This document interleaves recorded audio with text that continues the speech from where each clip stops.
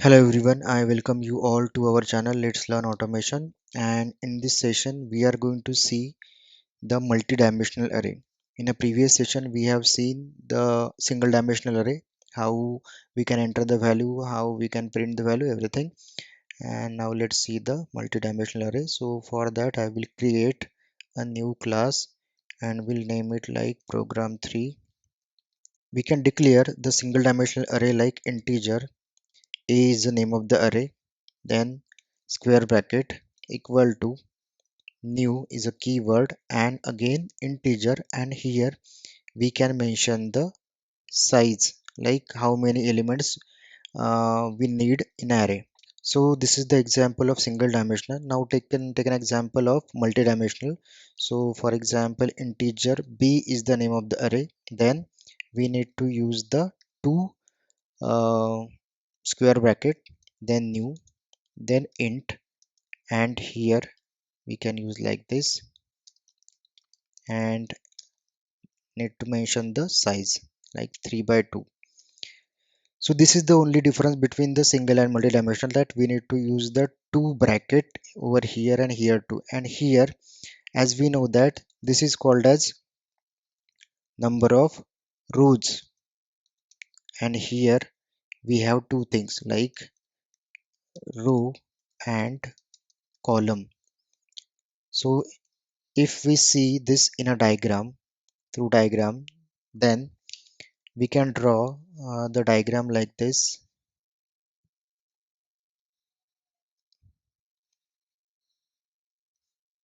So we have total three number of rows, 1, 2 and 3, and two column.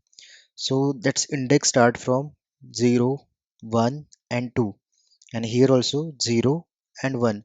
So whenever we need to store any value over here, so like here I can say that 10, 20, 30, 40, 50 and 60. So we can store like this, and this will be we can refer all those value b of 0, 0 equal to 10. Here we can see the 10, then b of 0, 1. So b of 0, 1 equal to 20, then b of here 30, 1, 0. So b of 1, 0 equal to 30, then b of 1, 1 equal to 40. So in this way we can refer all those things. So now if I need to store all the values in our program, so I can refer like b of 0, then b of 0 equal to, I can store like 10, then I will copy the rest of the thing, then 0 0 0 is done, then 0 1. So here 0 1, it is 20, then here we have 1 and 0, so 1 and 0, that is 30, then the next one 1 1. So as this particular element have the index like 1 1, so here I will refer 1 1, that is 40, and then 2 0, so it is 2 0, and that is 50, then last one 2 1, so it is 2 and 1. So in this way we can store all the values in multi-dimensional array. Now we need to print all those values. So for printing I can print a single value by using like if I need to print the b of 1 1, then b of 1, then 1, and if I execute this, then I will get the output like 40. Now I need to print all the values. So as whenever we are using the single dimensional array, so we use the for loop. So here as we are using the multi-dimensional array, that is row and column, so we need to use the two for loop. So first for loop will be used for number of rows. So like I will use integer row. So we know that the index start from 0. So this is 0 row, this is first row, this is second row. So it index start from 0 up to 2. So we can refer like it start from 0, then put a condition that row less than equal to 2 because it end at 2, then row plus plus. We can use any name of variable, so for understanding purpose I use the row name.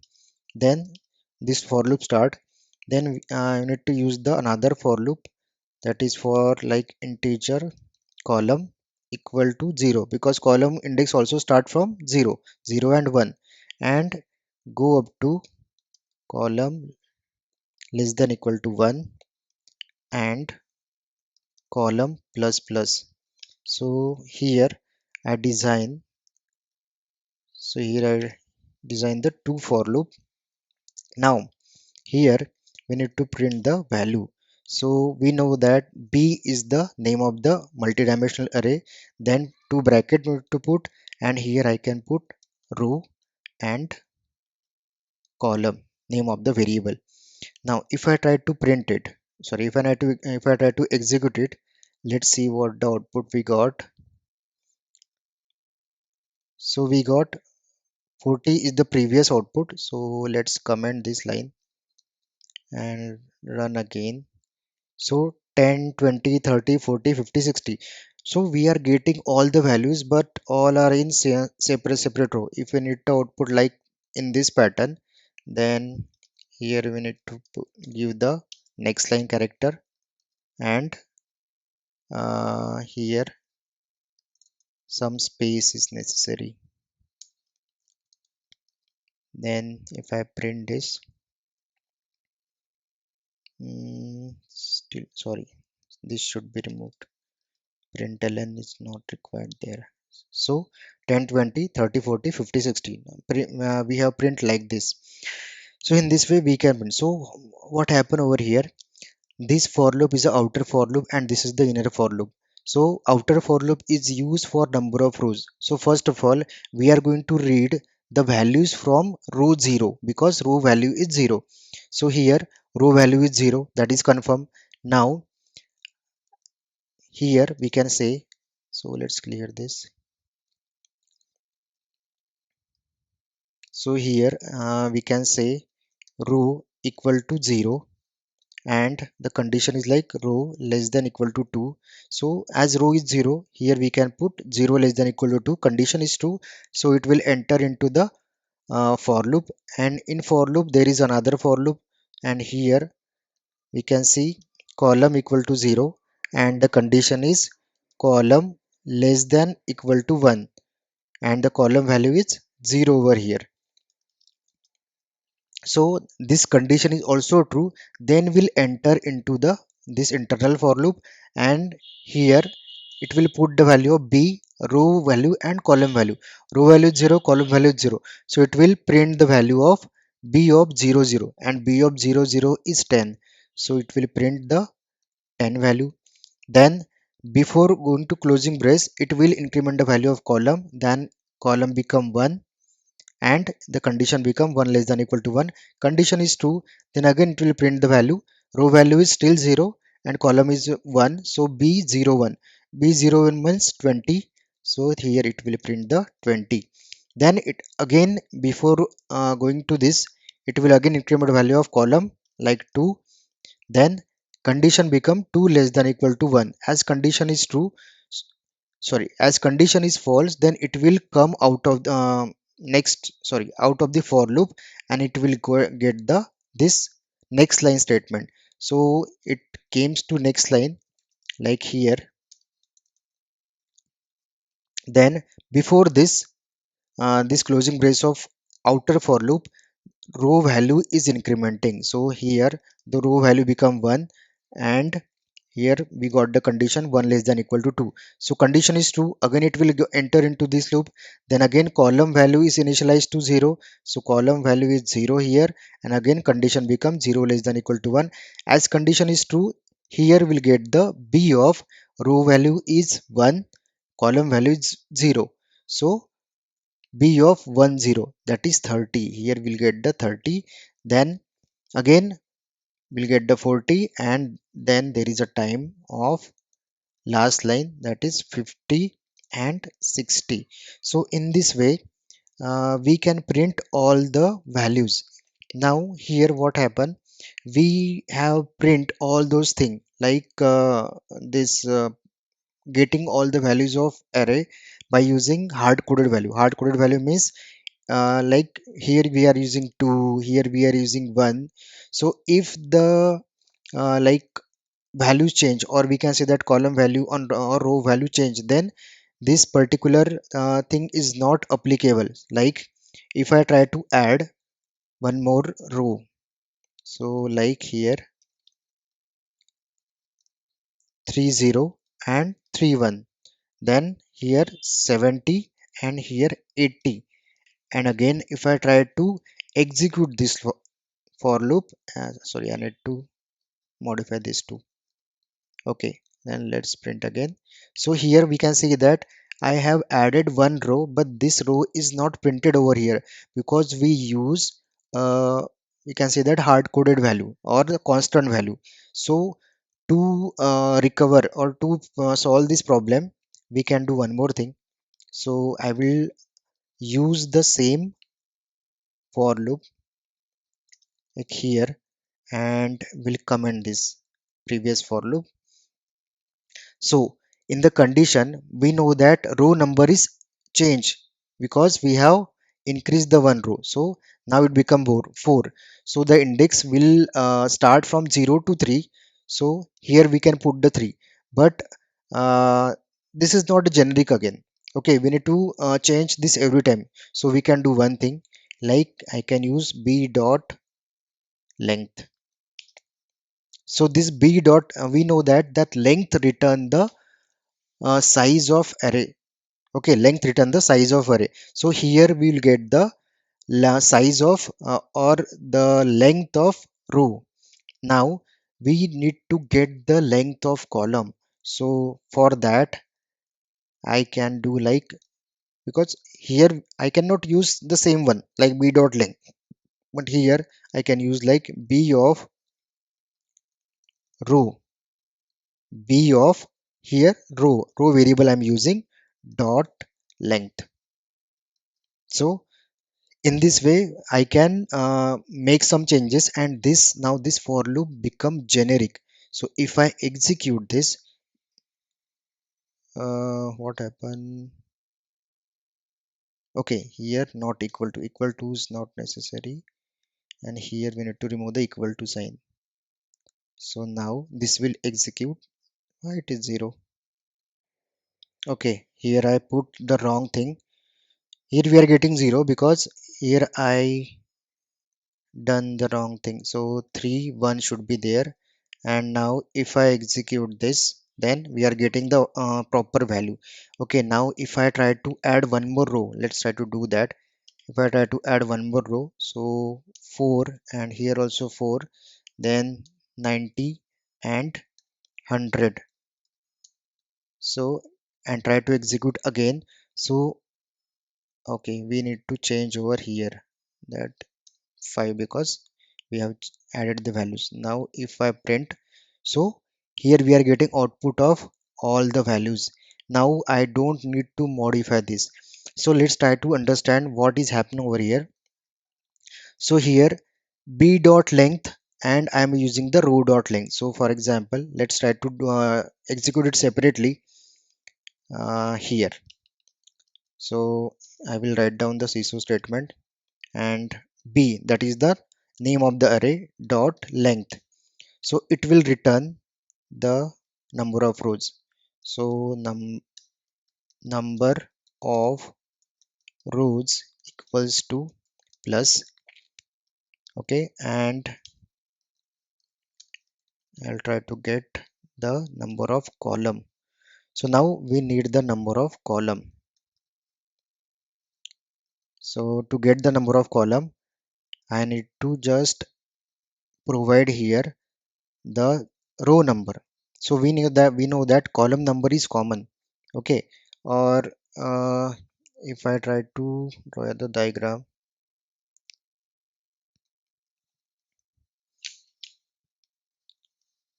so here we have the table, then 1, 2, 3, 4 and 5. So 0, 1, 2, 3, 4 and 1 and 2. So if we execute the this program like b dot length, so what happen over here, if I execute this, then let's see, the number of rows is 5, so that is 0, first, second, third, fourth, fifth, 5 row we are getting, and number of column we are getting 2, because this column is this columns are common for row 0, row 1, row 2, row 3, row 4. So we can take anything, 0, 1, 2, 3, 4, anything, because for every for each row, okay, for each row column are same, that is 2 column. So in this way we can get the number of rows and column, and the same concept I use over here. So here I just give b dot length, means what, every time it will calculate the length of the column or number of rows in a real time, whatever how many number of elements are available or how many number of rows are available.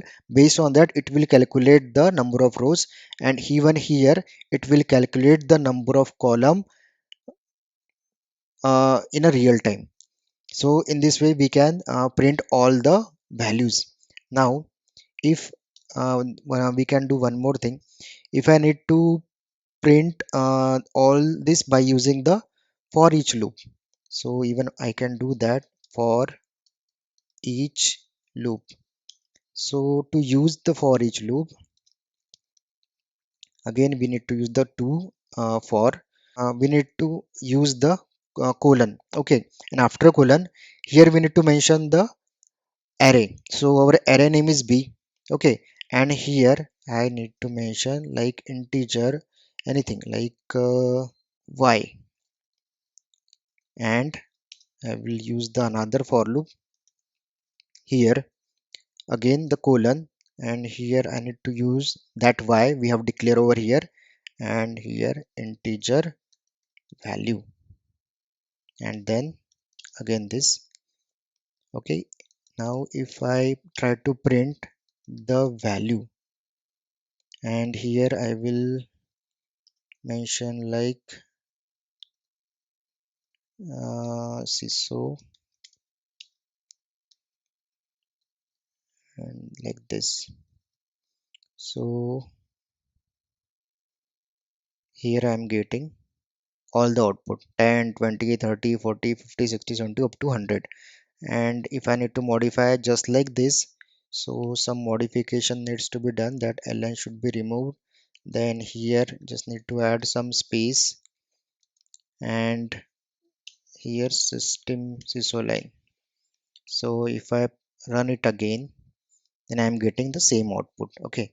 So how this is going to happen, so this is for each loop for multi-dimensional array.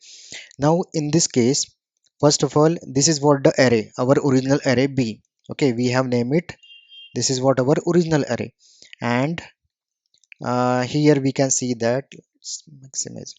So why we are using the structure like this, so this is what the b is our as a multi-dimensional array. Now here b is providing the set of row, or we can say that the first row, that is 0 0 and 0 1, and b is providing the row values to this variable. Now if this variable is only integer y, then that is not capable to store that both the values, because here b is providing the two values, first two values, that is 10 and 20. Now if we use the single variable like integer a b whatever, then that variable is not capable to store the two values, because in a single variable we can only store a single value. So here I am using the array of name y, okay. Now this y I refer over here. Now this particular array contain the two values, the first two values, that is 10 and 20. Now this y I am referring over here, okay, and this y contain two values like 10 and 20. Now first of all, 10 value is assigned to this value variable and it will printed here. Then the next value, so like 0 0, first of all it will print the value of 0 0, okay, like index 0 0. Then it will print the value of 0 1. Both the values get printed, and before this again it will take the second row. So we can say that 30 and 40. So here just like this, 10 and 20 got printed first of all. Then it will take the 30 and 40 value here. Then this y contain 30 40, so I am referring y over here, y array. And now the first value 30 goes to value variable and it will print, then 40 goes to value variable and it will print for 40. So in this way we can use the for each loop. This is somewhat different but easy to understand too. So this is all about the multi-dimensional array. uh, we have seen how to declare the multi-dimensional array, then how to store all the values in array, then how to get the length of row and column. Then we also see how we can print the value all the values of array in a generic way, by which we no need to modify the program or the for loop. Even we have seen how to print the values by using the for each loop. So this is all about the multi-dimensional array. Thank you.